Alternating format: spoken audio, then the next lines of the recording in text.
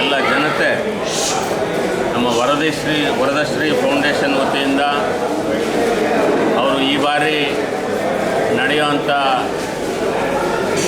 ಮಕರ ಸಂಕ್ರಾಂತಿಯ ದಿನ ನಮ್ಮ ಪರಿಸರವನ್ನು ಸಂರಕ್ಷಣೆ ಮಾಡೋದಕ್ಕೆ ಅಂತ ಹೊಸ ವಿನೂತನವಾದಂಥ ಒಂದು ಕಾರ್ಯಕ್ರಮವನ್ನು ಹಾಕ್ಕೊಂಡಿದ್ದಾರೆ.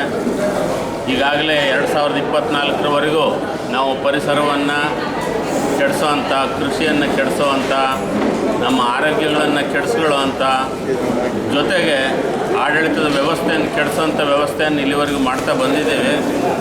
ಇನ್ನು 2024 ಆದಮೇಲೆ ಇದು ಹೊಸ ವರ್ಷ.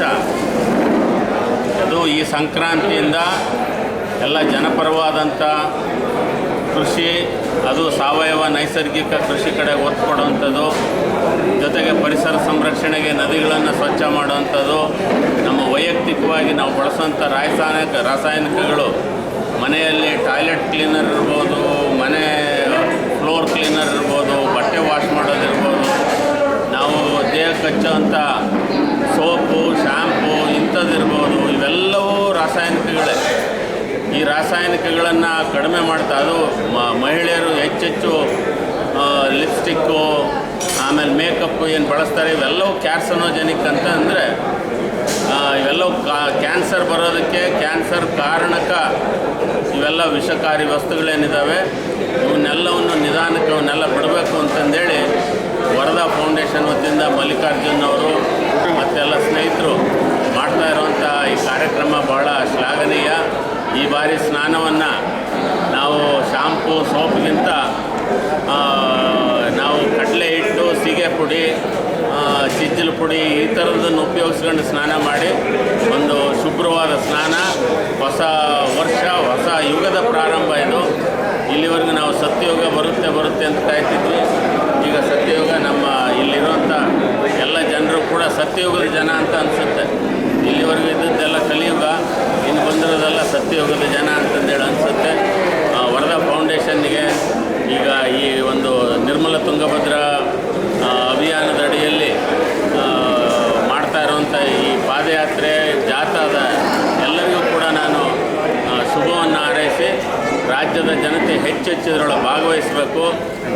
ಕರ್ನಾಟಕ ರಾಜ್ಯದಿಂದ ಭಾರತ ದೇಶದಿಂದ ಸಂಪೂರ್ಣ ಪ್ರಪಂಚ, ಇದೊಂದು ಸಾವಯವ ಪ್ರಪಂಚ ಆಗಲಿ ಅಂತಂದೇಳಿ ಹಾರೈಸಿ ನನ್ನ ಮಾತುಗಳನ್ನು ಮುಗಿಸ್ತೀನಿ. ನಮಸ್ಕಾರ.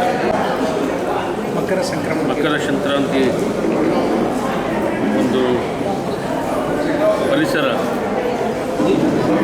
ಅವೇರ್ನೆಸ್ ಪ್ರೋಗ್ರಾಮ್ ಇವತ್ತು ಮಾಡ್ತಾಯಿದ್ದಾರೆ. ನಿಜವಾಗ್ಲೂ ಭಾಳ ದೊಡ್ಡ ಕಾರ್ಯಕ್ರಮ. ಇದು ಭಾಳ ಜನರು ಇದನ್ನು ಗಮನವನ್ನು ಸೆಳೆಸಬೇಕಾಗ್ತದೆ. ಈಗಾಗಲೇ ಮಹಿಮಾ ಪಾಟೀಲ್ ಸರ್ ಭಾಳ ಸುಂದರವಾಗಿ ಹೇಳಿದರು ಏನು ಪರಿಣಾಮಗಳಾಗ್ತವೆ ಅಂತ ಹೇಳಿ. ಯಾಕಂದರೆ ಇವತ್ತು ಒಬ್ಬ ಮನುಷ್ಯ ಹೋದ ಮೇಲೆ ಶ್ಯಾಂಪು ಮತ್ತು ಹೆಣ್ಮಕ್ಳು ಧರಿಸ್ತಕ್ಕಂಥ ಅನೇಕ ಪೌಡ್ರುಗಳು ಎಲ್ಲ ವಿಷಕಾರಿನೇ. ಅದರಿಂದ ಇವತ್ತು ಯಾರೂ ಅದನ್ನು ಬಳಸಬಾರ್ದು ನದಿ ಪಕ್ಕದಲ್ಲಿ. ಮತ್ತು ವಿಶೇಷವಾಗಿ ಎಲ್ಲ ಮುನ್ಸಿಪಾಲ್ಟಿಗಳ ಕಮಿಷನರ್ಗಳಿಗೆ ಒಂದು ಮನವಿಯನ್ನು ಮಾಡ್ಕೊಳ್ತೀವಿ. ಡ್ರೈನೇಜ್ ಸಿಸ್ಟಮ್ನ ಪ್ರಾಪರಾಗಿ ಅದನ್ನು ಬ್ಲಾಕ್ ಮಾಡಿ ನದಿಗೆ ಹೋಗಲಾರ್ದಂಗೆ ಒಂದು. ಯಾಕಂದರೆ ಇವತ್ತು ಗಂಗಾವತಿಯಲ್ಲಿ, ದುರ್ಗಮ್ಮಳಲ್ಲಿ ಆಲ್ಮೋಸ್ಟ್ 90% ಹಾಸ್ಪಿಟಲ್ ವೇಸ್ಟು ಮತ್ತು ಅಲ್ಲಿರ್ತಕ್ಕಂಥ ಡ್ರೈನೇಜ್ ಎಲ್ಲ ಕೂಡ್ತಾ ಇದ್ದಾರೆ. ಸೀದಾ ಅದು ತುಂಗಭದ್ರಾ ಹೋಗ್ತಾ ಇದೆ. ಇದನ್ನು ಯಾರೂ ಗಮನಿಸ್ತಾ ಇಲ್ಲಿದ್ದರು. ಅದರಿಂದ ಇದು ನಮ್ಮ ಸ್ನೇಹಿತರ ಮಲ್ಲಿಕಾರ್ಜುನ್ ಅವರು, ವರದಶ್ರೀ ಫೌಂಡೇಶನ್ ಅವರು ಭಾಳ ಉತ್ತಮವಾದಂಥ ಕಾರ್ಯಕ್ರಮ ಅವ್ರು ಮಾಡ್ತಿದ್ದಾರೆ. ನಿಜವಾಗಲೂ ಪ್ರತಿಯೊಬ್ಬ ನಾಗರಿಕರು ಕರ್ನಾಟಕದಲ್ಲಿ ಇದನ್ನು ಗಮನಿಸಬೇಕು ಮತ್ತು ಇದನ್ನು ಎಲ್ಲರೂ ಪಾಲಿಸಬೇಕು ಅಂಥೇಳಿ ತಮ್ಮೆಲ್ಲರೂ ವಿನಂತಿ ಮಾಡ್ತಾರೆ. ಅಧ್ಯಕ್ಷರಾಗಿರುವಂಥ ಮಲ್ಲಿಕಾರ್ಜುನ್ ರೆಡ್ಡಿಯರವರು ವರದಾಶ್ರೀ ಫೌಂಡೇಶನ್ ಜ್ಞಾನ ಸಂಸತ್ತಿನಿಂದ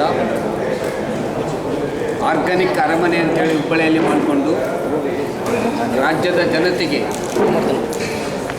ಈ ಬರುವ ಮಕರ ಸಂಕ್ರಾಂತಿ ದಿನದಂದು ನಾವೆಲ್ಲ 7 ಕೋಟಿ ಜನರ ಪೈಕಿ 2 ಕೋಟಿ ಜನ ನಾವು ನದಿ ಸ್ನಾನವನ್ನು ಮಾಡ್ತಿದ್ದೇವೆ. ನದಿ ಸ್ನಾನ ಮಾಡುವ ಸಂದರ್ಭದಲ್ಲಿ ಮಹಿಳೆಯರು ಶಾಂಪ್ ಹಾಕ್ಕೊಂಡು ಕೂದಲುಗಳನ್ನು ತೊಳೆದುಕೊಳ್ಬೋದು ಮತ್ತು ಮೈಯನ್ನು ತೊಳ್ಕೊಳ್ಳುವ ಸಂದರ್ಭದಲ್ಲಿ ಸೋಪನ್ನು, ವಿವಿಧ ಕಂಪನಿಗಳ ಸೋಪನ್ನು ನಾವು ಯೂಸ್ ಮಾಡ್ತಾಯಿದ್ದೀವಿ, ಉಪಯೋಗ ಮಾಡ್ತಾಯಿದ್ದೀವಿ. ಇದರಿಂದ ಆರೋಗ್ಯದ ಮೇಲೆ ಪ್ರತಿಕೂಲ ಪರಿಣಾಮಗಳು ಆಗಿ ಜಲಚರಗಳಿಗೆ ತೊಂದರೆ ಆಗುವುದರ ಜೊತೆಗೆ ಮನುಷ್ಯನ ಆರೋಗ್ಯದ ಮೇಲೆ ದುಷ್ಪರಿಣಾಮ ಬೀರುತ್ತದೆ ಅನ್ನೋ ದೃಷ್ಟಿಯಿಂದ ವರದಾ ಸ್ತ್ರೀ ಫೌಂಡೇಶನ್ನಿಂದ ಟನ್ಗಟ್ಟಲೆ ಕಡಲೆ ಹಿಟ್ಟನ್ನು ಅವ್ರ ಫೌಂಡೇಶನ್ ವತಿಯಿಂದ ಫ್ರೀಯಾಗಿ ಯಾರ್ಯಾರು ನದಿ ಸ್ನಾನಕ್ಕೆ ಹೋಗ್ತಾ ಇದ್ದಾರೋ ಅವರಿಗೆ ಒಂದು ಪಾಕೆಟ್ಗಳು ಮಾಡಿ ಕಡಲೆ ಹಿಟ್ಟಿನ ಪುಡಿಯನ್ನು ರವಾನೆ ಮಾಡ್ತಾರೆ. ಅವರಿಗೆ ವರದಾ ಸ್ತ್ರೀ ಫೌಂಡೇಶನ್ ಫೋನ್ ನಂಬರ್ ತೊಗೊಂಡು ಹೇಳಿದರೆ ಅವರೇ ಅದನ್ನು 10,000 ಕಾರ್ಯಕರ್ತರೊಂದಿಗೆ ಮುಟ್ಟಿಸುವಂಥ ಕಾರ್ಯಕ್ರಮ ಮಾಡ್ತಾಯಿದ್ದಾರೆ. ನಮ್ಮ ಆರೋಗ್ಯ ಉಳಿಸಿಕೊಳ್ಳುವಂಥ ಮತ್ತು ಜಲಚರಗಳನ್ನು ಉಳಿಸುವಂಥ ರೀತಿಯಲ್ಲಿ ನಾವು ಏನು ಈ ಒಂದು ಸಾವಯವ ಪ್ರಯೋಗವನ್ನು ಮಾಡಿಕೊಂಡು ನಮ್ಮ ಜೀವನದ ರಕ್ಷಣೆಯನ್ನು ಮಾಡಿಕೊಳ್ಳಲು ಸುರಕ್ಷಿತವಾಗಿ ಬದುಕಲು ಒಂದು ವರದಾ ಸ್ತ್ರೀ ಫೌಂಡೇಶನ್ ಮಾಡ್ತಾಯಿದೆ. ಆ ಪ್ರಕಾರ ಎಲ್ಲರೂ ಅದನ್ನು ಉಪಯೋಗ ಮಾಡಿ ಜೀವನವನ್ನು ಒಂದು ಸುದೀರ್ಘವಾಗಿ ಬದುಕುವಂಥ ರೀತಿಯಲ್ಲಿ ನಾವು ಅದನ್ನು ಪ್ರಯೋಗ ಮಾಡಬೇಕು ಅಂತೇಳಿ ಈ ಒಂದು ಮಕರ ಸಂಕ್ರಮಣದ ಶುಭಾಶಯದೊಂದಿಗೆ ಎಲ್ಲರಲ್ಲಿ ವಿನಂತಿಯನ್ನು ಮಾಡ್ತೀವಿ. ಹುಬ್ಬಳ್ಳಿ ಇವರು ನದಿಗಳಲ್ಲಿ ಆಗ್ತಕ್ಕಂತಹ ಮಲಿನತೆ ಜನವರಿ 14ರಂದು ನಮ್ಮ ಹಿಂದೂ ಧರ್ಮದ ಪ್ರಕಾರ ಎಲ್ಲರೂ ಪುಣ್ಯ ಸ್ನಾನಕ್ಕೆಂದು ಮಕರ ಸಂಕ್ರಮಣದ ನದಿಗಳಿಗೆ ಸಮುದ್ರಗಳಿಗೆ ತೆರಳುತ್ತಾರೆ.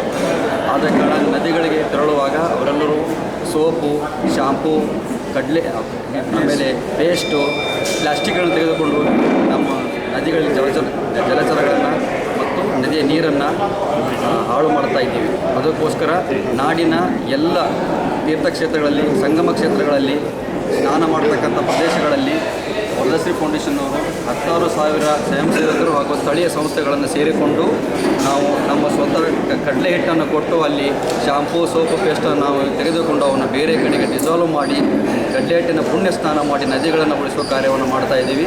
ಅದಕ್ಕೋಸ್ಕರ ತಾವೆಲ್ಲರೂ ಇವತ್ತು ಈ ಪುಣ್ಯ ಸ್ನಾನವನ್ನು ಕಡಲೆ ಹಿಟ್ಟಿಂದ ಈ ವರ್ಷದಿಂದ ಪ್ರಾರಂಭ ಮಾಡೋಣ ಅಂತ ಹೇಳಿ ತಮ್ಮೆಲ್ಲರೂ ವಿನಂತಿಸಿಕೊಳ್ಳುತ್ತೇನೆ. ನಮಸ್ಕಾರ.